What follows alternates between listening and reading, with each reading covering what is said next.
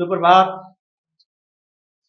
नमस्ते शारदे देवी सरस्वती मत्प्रभे वस्तुम मम जिभ्याग्रे सर्वविद्या प्रदाभव। जो हमारे कक्षा 9 के बालक बालिका हैं ध्यान दें। आज आपके समक्ष पहला पाठ साखी। दोस्तों, बुक सामने रखिएगा, हाथ में पेंसिल होनी चाहिए। जो भी हमको काठिन्य शब्द मिलेंगे तुरंत उसका शब्दार्थ नोट करिएगा। साखी का शाब्दिक अर्थ होता है प्यारे प्रत्यक्ष दृष्टा या फिर गवाह। नोट करिएगा प्यारे, जो हमारे कक्षा 9 के बालक बालिका हैं प्रत्यक्ष दृष्टा, प्रत्यक्ष दृष्टा या फिर गवाह। पाठ को शुरू करने से पहले आपको साखी का अर्थ बता दें। साखी शब्द संस्कृत का बिगड़ा हुआ रूप है। नोट करना, साखी शब्द पाठ 1। साखी शब्द संस्कृत का बिगड़ा हुआ रूप है। इसका शुद्ध रूप है साक्षी। इसका शुद्ध रूप है साक्षी, साक्षी, और इसी का एक बिगड़ा हुआ रूप है साखी।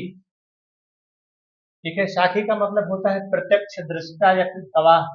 कबीर ने इस समाज को अपनी आंखों से पहले स्वयं देखा था, इसीलिए इसको कहा गया है प्रत्यक्ष दृष्टा या फिर गवाह। तो कबीर का जन्म जैसा कि आपको पता ही है 1398 लहरतारा के समीप जब इनका जन्म हुआ था, तो इनके माता पिता इनको लहरतारा के समीप इनको बनारस में, वाराणसी में वहीं को किनारे फेंक आए थे। फिर कोई नीरू और नीमा नाम का एक दुल्हा परिवार घर से जा रहा था, तो उसको मिल गए और उठा लाए। उन्हीं ने इनका लालन पालन पोषण किया, और जब ये बड़े हुए तो फिर संत काव्यधारा के प्रमुख कवि ज्ञान मार्गी शाखा के कवि माने जाते हैं। इस ज्ञान मार्गी शाखा के प्रभु कबीरदास कवि हैं। कबीर का शाब्दिक अर्थ होता है प्यारे महान। कबीर का अर्थ होता है कब महान, इसका शाब्दिक अर्थ होता है महान। ठीक है। इन शब्दार्थों को नोट कर लीजिएगा। जो चीजें आपको बता रहा हूँ इस चैनल पर, यूट्यूब चैनल पर सारे टीचर आपको नहीं बता पाएंगे प्यारे। साखी का शाब्दिक अर्थ होता है प्रत्यक्ष दृष्टा या फिर गवाह। साखी शब्द साक्षी का संस्कृत का इस साक्षी शब्द का एक बिगड़ा हुआ रूप है साखी।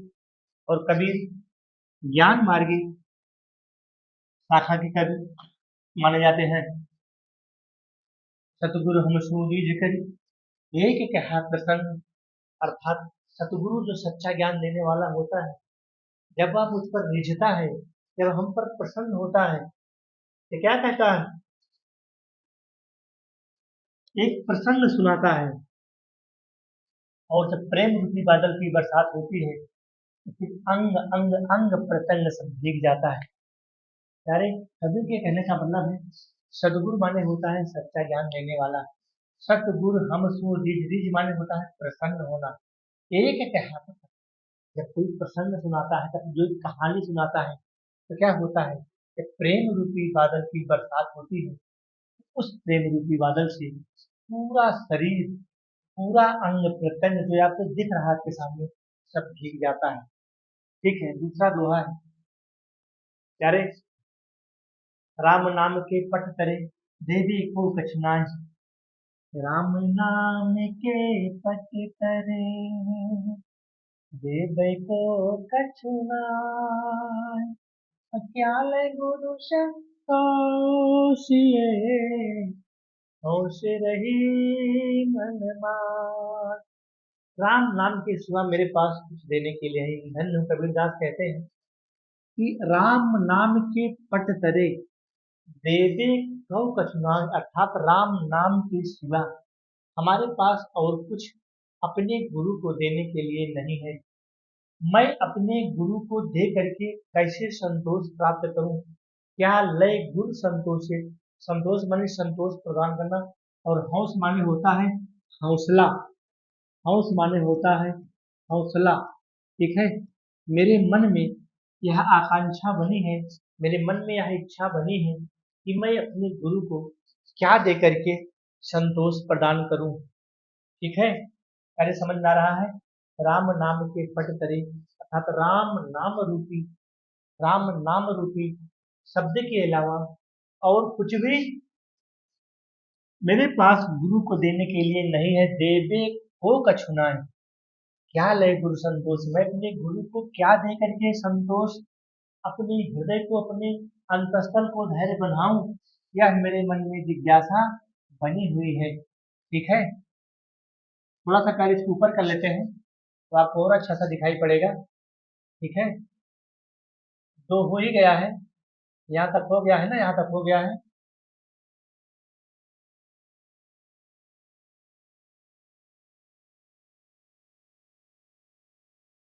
ज्ञान प्रकाशा गुरु मिला, सो जिन बिसर जाए, जब गोविंद कृपा करे, सद्गुरु मिले आया।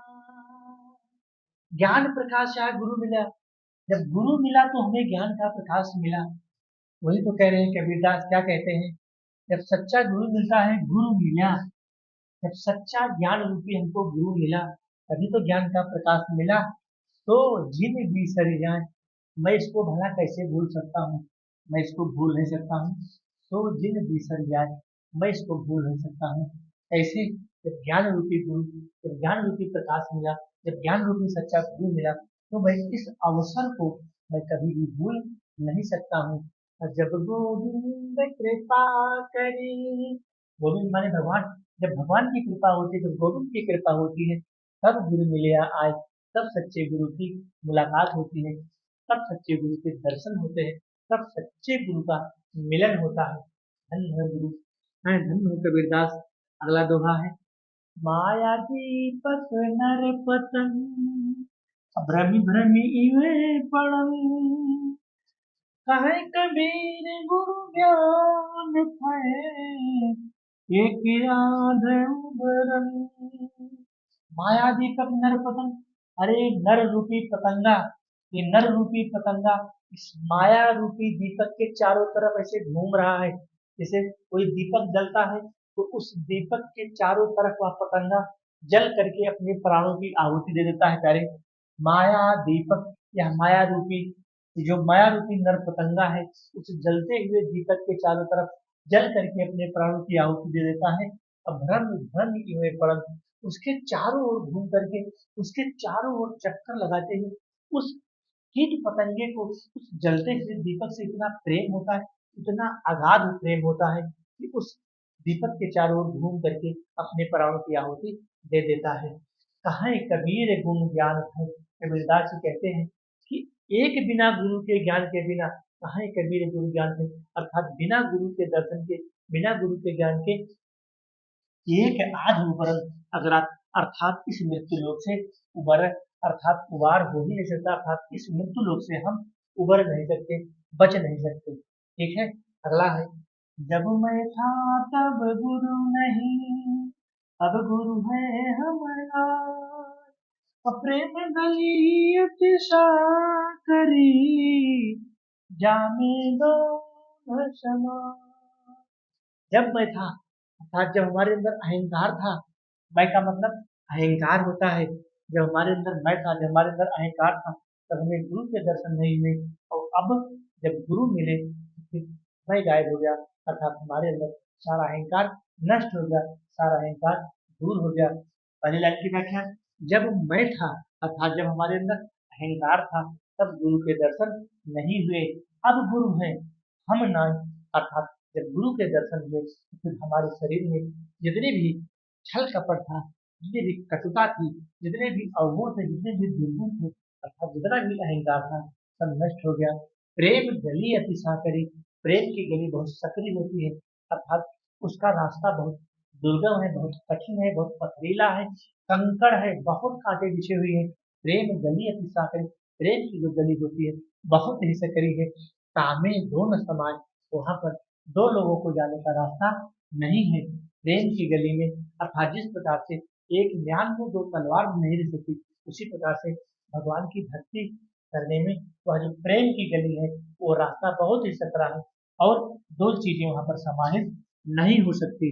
ठीक है, अगला दोहा है, भगति भजन हरि नाम है, भगत भजन हरि नाम है, दूजा दुख अपार, मन समाचा कर कबीरा सुमिरन जान। भगत भजन हरि नाम है, अर्थात हे भक्तों भगवान का भजन करिए।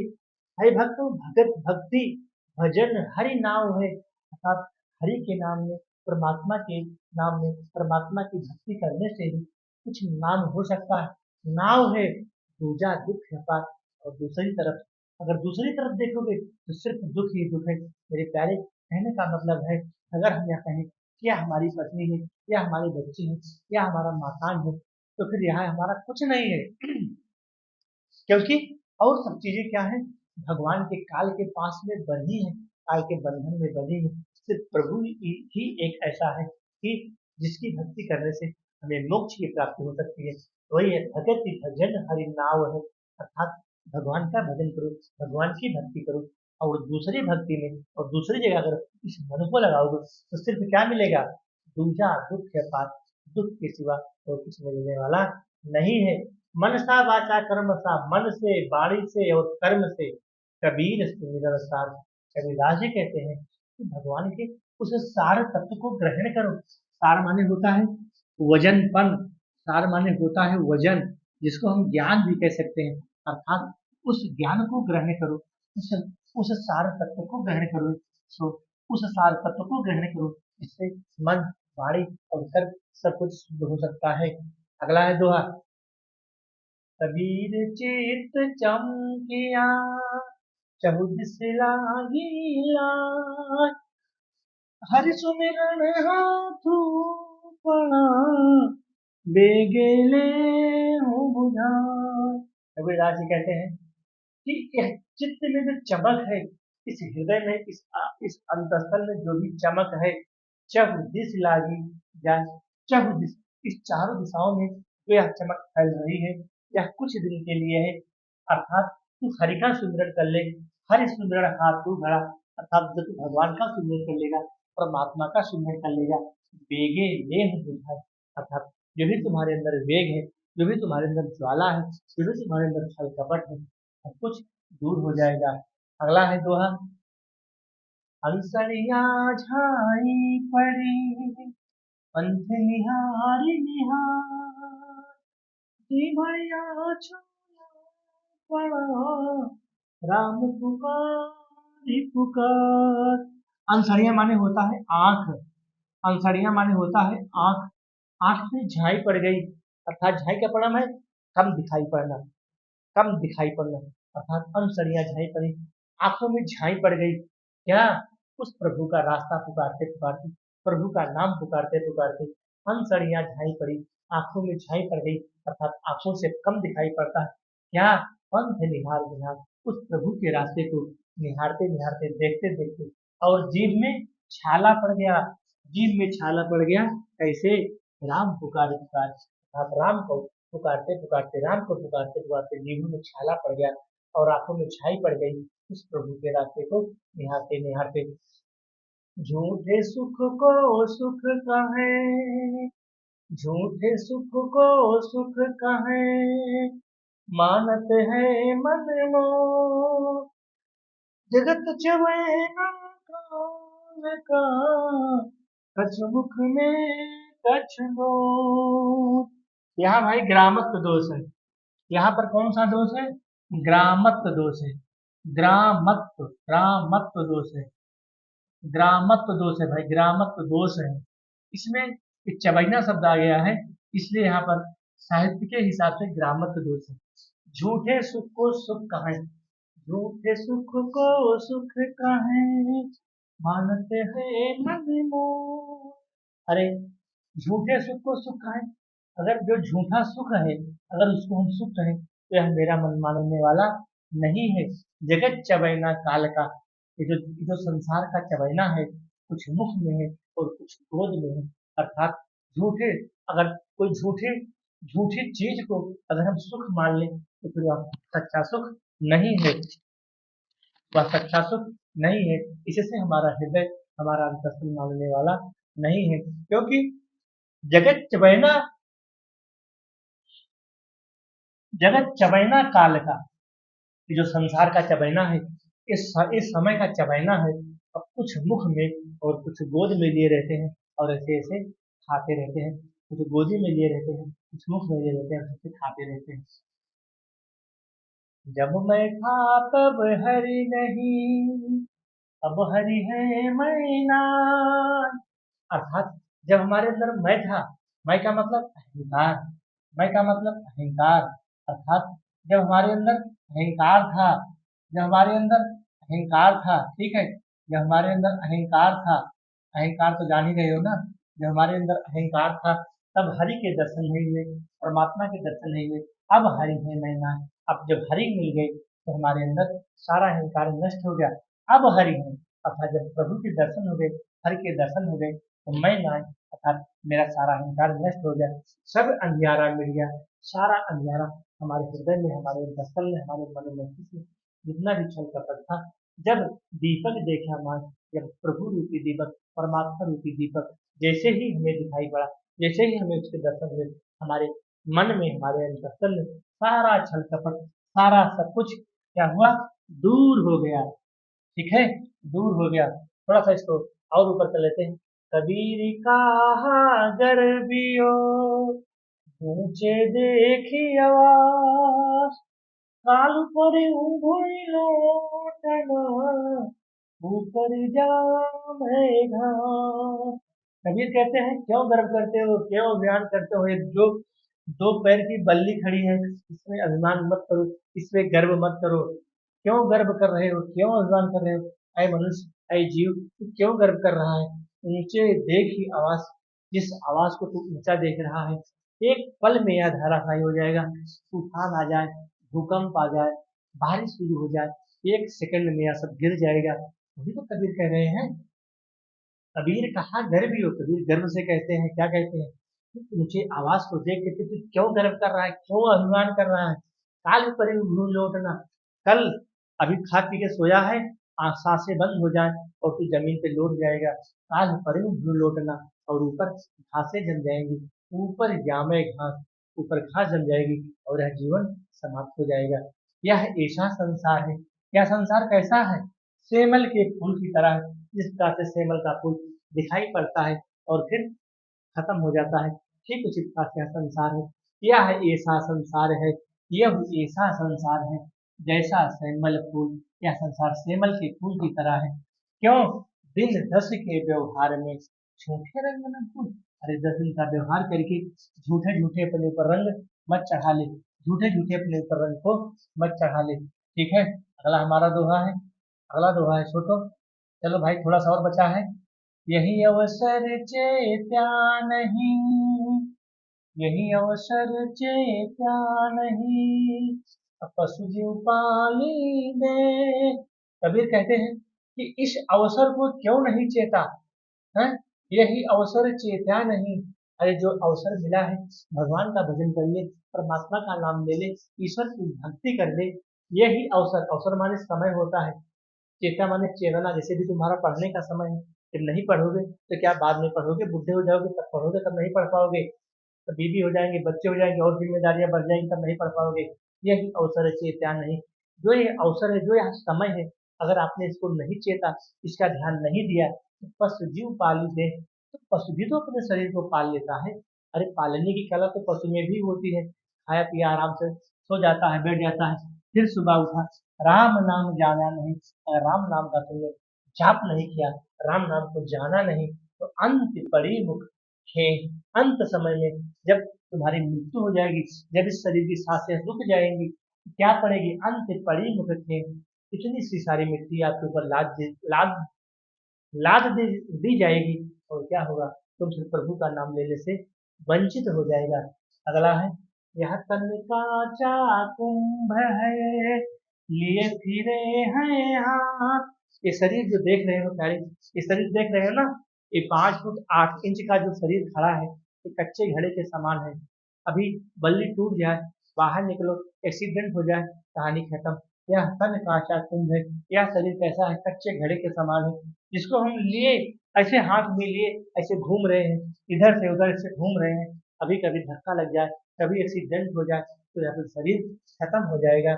धक्का लगा फूट जा, जैसे ही धक्का लगा, दो पहिया का धक्का लगा, चार पहिया का धक्का लगा, और कहीं धक्का लगा, और कछू ना आया हाथ, कुछ भी हाथ आने वाला नहीं है। इसलिए कबीरदास जी कहते हैं कि आई जीव, ऐ आत्मा, तू भगवान का भजन कर ले, भगवान के नाम का स्मरण कर ले, तो तुम्हारा उद्धार हो जाएगा। कबीर कहा देखियो, कबीर कहा गर्वियो, कबीर गर्व से कहते हैं कि देही देख ही सुरंग। अरे जो एक शरीर रूपी सुरंग को देख रहा है, जो इस शरीर रूपी सौंदर्य पे तू इतना इतरा रहा है, बिछड़िया मिलबो नहीं, बिछुड़ने के बाद भी मिलती नहीं है। जीव कांचली भुजन, कांचली माने होता है केचुली, जो सर्प होते हैं ना, वो अपनी कवच को उतार देते हैं, उसको कहा जाता है केचुली।